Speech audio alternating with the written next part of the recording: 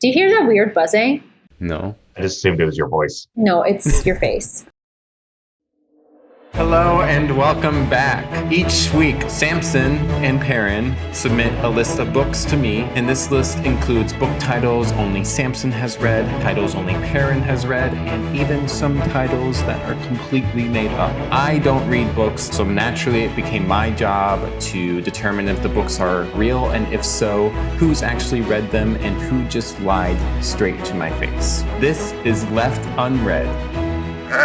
Samson and Paran, how are you guys? Doing great. Paran, you look beautiful. Thank you. Do I get a point? Yeah, I'll give you a point. The book I chose this time is called... Wait, I totally forgot which book I chose. The book I chose... Okay, I'll start over. The book I chose for you guys is Lock In. Ooh, this is a good one. I love that book. You guys say that every time. Paran, you're thinking of Lockdown, which was a play that was written by a very smart writer. I blocked it out of my mind. I don't know what you're talking about. I'm talking about Lock In. I already forgot what the title was doing. That's sus. Don't let that deter you. This first segment is a short answer segment. These questions require about 1 to 2 sentences, so keep it a little bit short. First question, describe the setting. Like the timeline? It could be the setting, like the main setting, or the setting of the first chapter. This book is taken during the World War II event, so that's the timeline and the setting. Samson's face. Kind of confused at how you don't know the difference between timeline and setting. The 3 things on all book reports are time, setting, and plot. Setting includes timeline, i.e. year, which I don't know when the World War took place. The 40s, 20s, I don't know. It was a long time ago and people were stupid. Everything you just said can still describe this past week. Exactly. So the conclusion is Nazis suck. And go ahead, Dillon. Samson, what is the setting of your story? Is a slightly in the future modern city.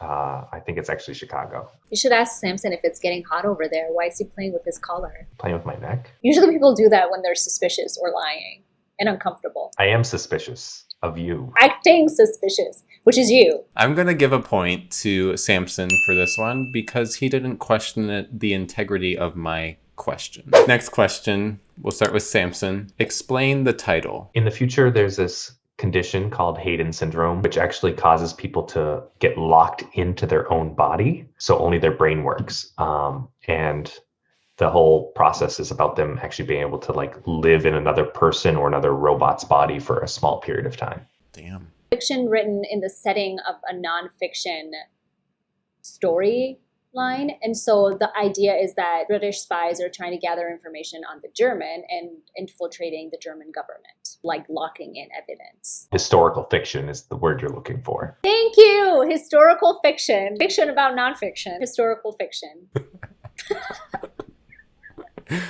I'm going to give a point to both of you. Thank you. I'm feeling nice today. I think you're always nice. I think we answered questions, so you have to give us points. I don't have to. He doesn't owe us anything, Paran. It's up to us to earn them. Is it me or is your nose growing brown? The last question of the short answers is, did you feel like anything was missing from the plot? No, it's actually kind of like a murder mystery where someone has to go in someone else's body to figure it out.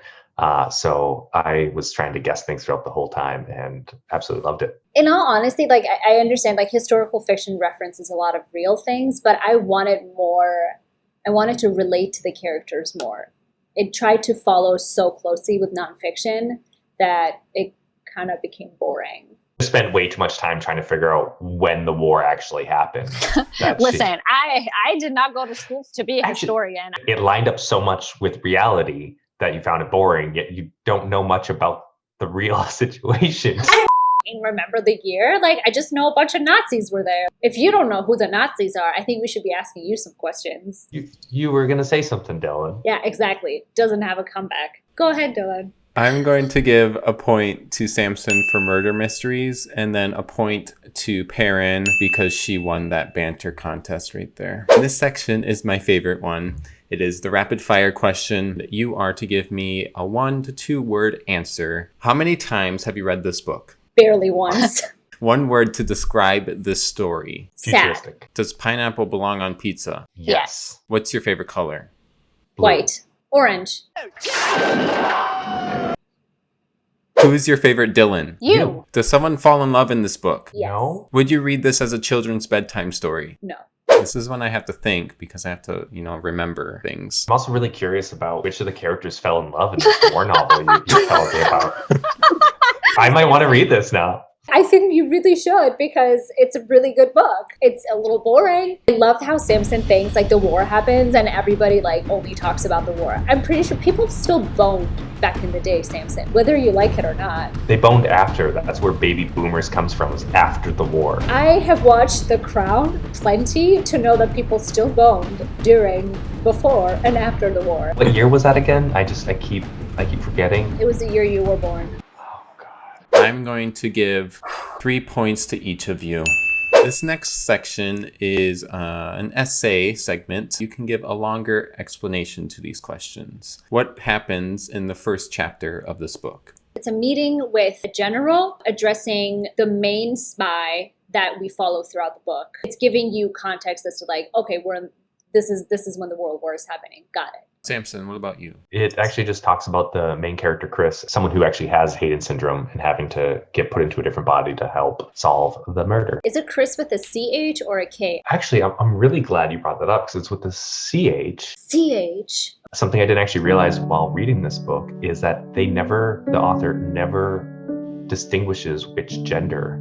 It's not even like ambiguous pronouns. They just leave out all pronouns. So that way the reader automatically puts assumptions. I assumed Chris was a guy. And then when I did the audiobook, I realized there was 2 different versions with a female reader and a male reader. I assumed it was a guy the whole time. So that's why when I looked at it, I'm like, why is there a different one? This doesn't make sense. And then I looked into it and realized that pretty much everyone who read the book failed to realize that entire point. That was like a 30-minute answer to a one-word question. I'm going to give a point to Paran. That cover, when I asked you, it wasn't really a cover, but your answer when I asked that question was very honest. I didn't feel like you were lying. I respect your decision to give her a point, but in it, she was talking about the thing that they were doing was talking about the timeline of the war, which is the one thing she doesn't know exists. I would, not make the plot centered around the one part of information that you don't know about historical fiction. I mean, it's a ballsy move. I definitely know what happened during the World War. The second one. Oh, you guys. The first one. But that doesn't mean that I know years. I don't even know what year my mom was born. Point is, Facebook always tells me when her birthday is, and I wish her a happy birthday. But you don't even know her birthday? What themes did you take away from this book? It makes you imagine like, okay, what other storylines could have happened? And also, like 1 in a million chance, could this actually have happened? Obviously, with this book, it did not, because they're talking about really high up ranks in the military, and that probably is not how it all went down, to my knowledge. But it's fun to imagine. Yeah, you can even actually imagine it in different decades, like the 20s for some reason. Oh my God! What month is your mom's birthday in? I don't know. You don't know the month? I don't know anybody's. 1955, Mom. I know. I love you. I think my mom's birthday is either in December, January, or February. I text her happy birthday like every day of all those 3 months. I'm just kidding. No, I watch Facebook very closely so I can wish her a happy birthday. Oh my God. Are we talking about my mom? We're talking about a book about the war, and Samson is derailing. We'll go. I didn't ask Samson that question. The aspect of oneself, is it actually the body you're in or the consciousness? I'm going to give a point to Samson because he isn't lying. Curious, Paran, can you repeat the part of your answer that you thought deserved a point? I thought he said what things. What did you Away think from it. things meant? I thought it was like, like, what did you take away from the book?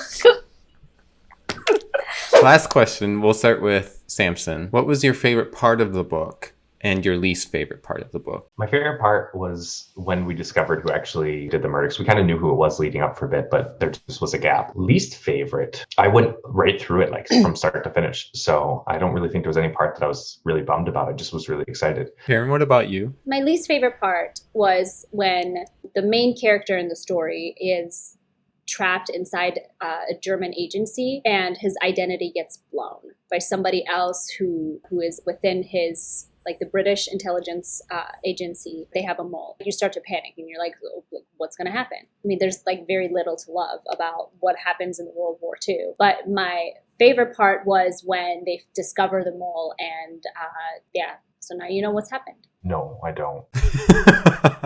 Okay, I'm going to give that point to Paran because she said moles 5 times. I'm just going to make my final decision here, okay? I've listened to you guys babble on about your reports, and I've taken all your answers into consideration and all the lies. And I do think this book is real. And I think the person who has read it is Samson.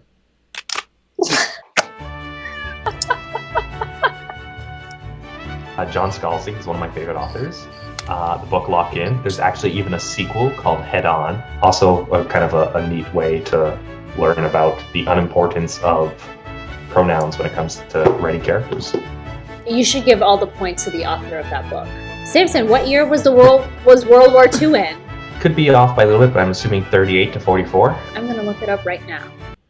I mean, we don't have to confirm anything, so we'll just let it be a mystery. Would you recommend this book, Samson? Yes. Do you want to borrow it? Yes. Dillon, we can also, if you want, Paran, you can go away. I can just read it to you, Dillon, if you'd like. I'm going to leave these two to read their book together, but we'll see you here next week. Have a good one, everyone. Hayden Syndrome is the name given to a set of continuing physical and mental conditions and disabilities initially brought by the Great Flu, the influenza-like global pandemic.